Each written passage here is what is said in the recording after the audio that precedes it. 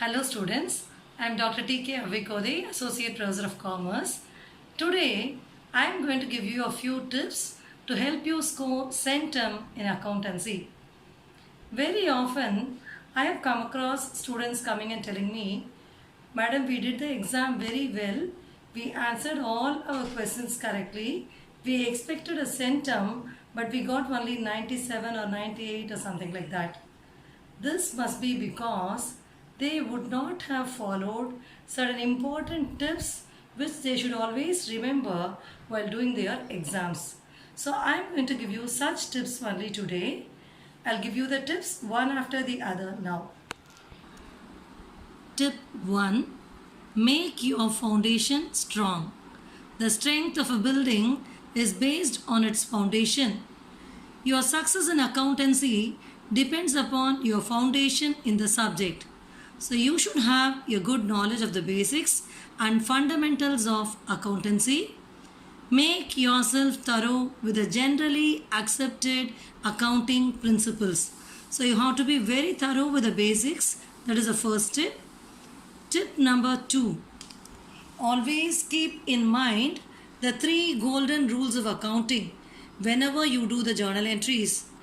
Never memorize the journal entries blindly. Understand the reason for debiting a particular account and crediting a particular account.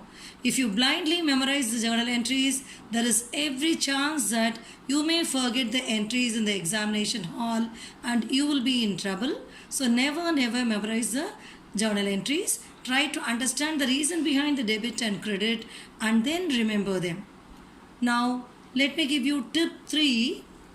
Read the problem thoroughly from the beginning till the end, understand it, and then start working it out. Never start your answer after reading 1 or 2 sentences of the problem.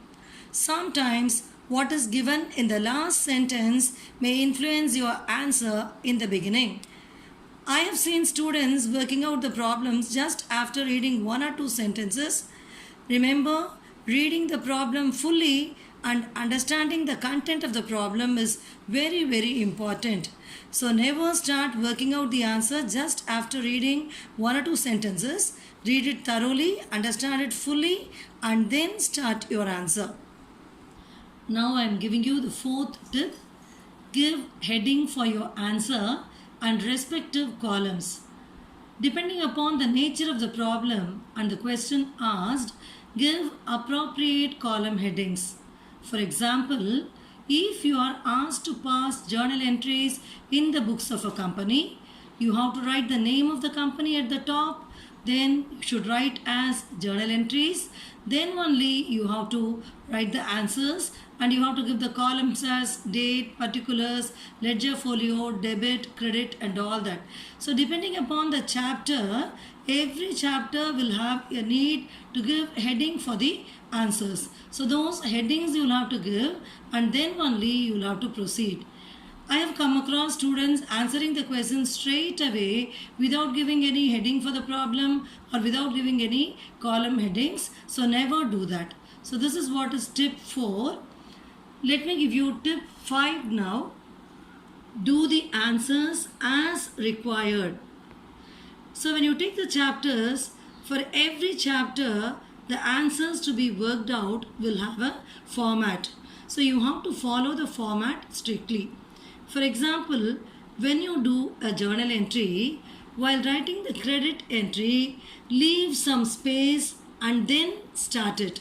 For example, if the entry is bank account debtor to share application account, bank account debtor to share application account, it is customary to leave some space here.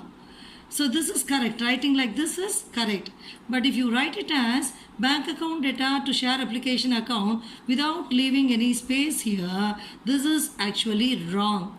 So this is the format, this is the way in which you have to present the journal entry. Like that for every chapter, when you do an answer, there will be a format and that format you will have to strictly follow. And there is a very important point. Numbering the answers correctly is very, very important. So you have to give only the number which is mentioned in the question paper. So number your answers correctly and then start a new answer in a new page. So what I mean to say here is, don't break your answer in two different pages. One answer should come in one full page actually. So if you're halfway through an answer, that won't be helping you to score good marks. So whenever you start a new answer, it's better you start it in a new page. Now this is tip number 6.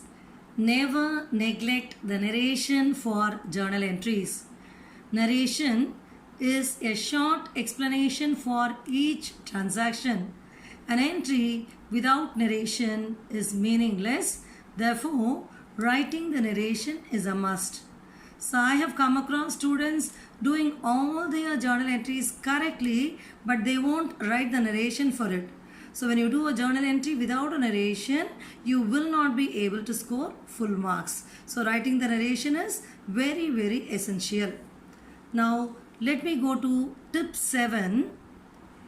Write your answers as neatly and as legibly as possible. If there is a need to draw lines while solving the problem, use a ruler or scale and draw the lines neatly. Neat presentation will always help in scoring marks. So whenever you write the answer, try to write the answer as neatly as you can. If you do some mistake somewhere, you just put one cross or just strike it off once. That will be enough. Don't make it shabby by cancelling it again and again. Neat presentation is very important, and neat presentation will always help you in scoring marks. Now let me tell you tip 8. Check your answers before submitting your answer sheets. Some students used to say that we just submitted the answer sheets and came away. Never do that. In accountancy, it's very important that you have to go through what all you did earlier by revising your answer sheet. So go through everything before you submit your answer sheets in the examination hall. This is because arithmetical errors are very common, which you will be able to correct when you go through your answer sheets. So check your answer sheets before submitting your answers. Now I have come to the last tip, that is tip number 9. Above all, manage your time effectively. Attend all the questions as per the requirement. Do not answer any extra question. It is of no use. If you do not manage your time well, you may not have time to do one or two answers, due to which you will lose your marks. As I told you now, you are required to answer only what is asked. Answering extra questions will never fetch you any marks. I have come across students telling that they answered some extra problems. Never do that. You will not be gaining marks because of that. You will only be wasting time. So do your answers as per the requirement and answer only the number of questions as asked in the examination. Manage your time well. Plan and write the answer so that you will be able to answer all the questions for the entire 100 marks or according to the marks which is asked in the examination. Let me summarize all the 9 tips now. Number 1, make your foundation strong. Number 2, always keep in mind the 3 golden rules of accounting. Number 3, read the problem thoroughly from the beginning till the end before working it out. Number 4, give heading for your answers and respective columns. Number 5, do the answers as required, that is as per the format. Number 6, never neglect the narration for journal entries. Number 7, write your answers as neatly and as legibly as possible. Number 8, check your answers before submitting your answer sheets. And number 9, manage your time effectively. Hope you are clear with all these tips. If you do your exams, keeping these tips in your mind, there is every chance for you to score centum in accountancy. If you like this video, subscribe to my channel. Thank you very much for watching.